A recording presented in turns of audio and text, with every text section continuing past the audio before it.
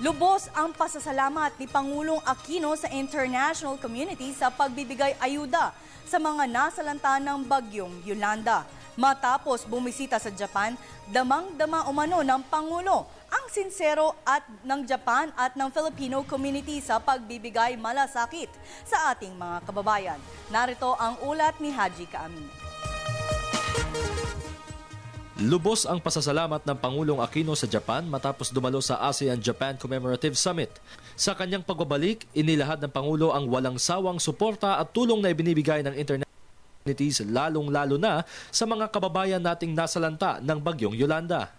Sa dinulahan naman natin ASEAN-Japan Commemorative Summit, tinalakay ang mga isyong nakakaapekto sa buong rehiyon. Hinimok natin ang ibang mga bansa upang pumanday ng isang patas at makatarungang mekanismo na tutugon sa mga hamon ng nagbabagong klima.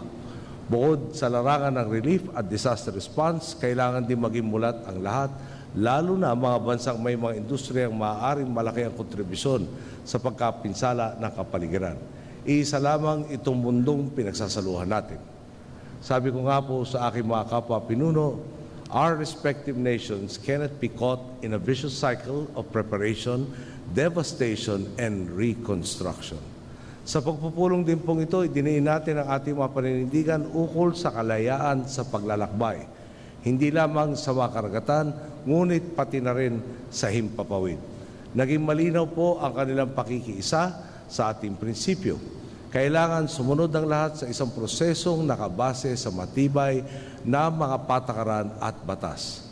Nakakatuwa nga po na talagang lalong tumitibay at dumarami ang mga kasangga natin sa ASEAN na sumasang-ayon sa ating posisyon.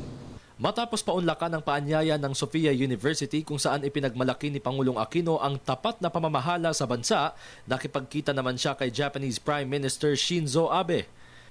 Anya ng kabutihan, malalim na ugnayan at pakikiramay sa mga biktima ng bagyong Yolanda ang pag-uusap nila ni Abe. Dagdag pa rito ang grant aid ng Japan upang makabangon ang mga sinalanta ng malakas na bagyo. Napakalaki na po talaga na naitulong ng bansang Hapon sa ating relief and recovery efforts. Bago tayo bumiyahe, mahigit sa halagang 50 milyon dolyar na ang naipaabot nila sa iba't ibang anyo ng ayuda. Ang good news pa po, sa aming pagpupulong, nagpanata pa si Prime Minister Abe ng karagdagang $66 million na tulong upang lalong mapabilis ang pagbangon ng mga pamayanang pansamantalang itinumba ni Yolanda. Linawin po natin, grant aid ito at hindi po utang. Dagdag pa po dyan ang standby loan natin na dati $100 milyon mula sa kanyang bansa, pinalaki pa lalo ni Prime Minister Abe para maging $500 milyong sa tulong ng Japan, World Bank, ADB at na marami pang ibang bansa at institusyon ang tinatayang 130 bilyong piso na kakailanganin para tumugon sa mga komunidad na naapektuhan ni Yolanda ay halos mapupunan na. Ididiin ko lang po, sa biyaheng ito, damang-dama talaga natin ang pagiging mabuting kaalyado at kaibigan ng bansang Hapon.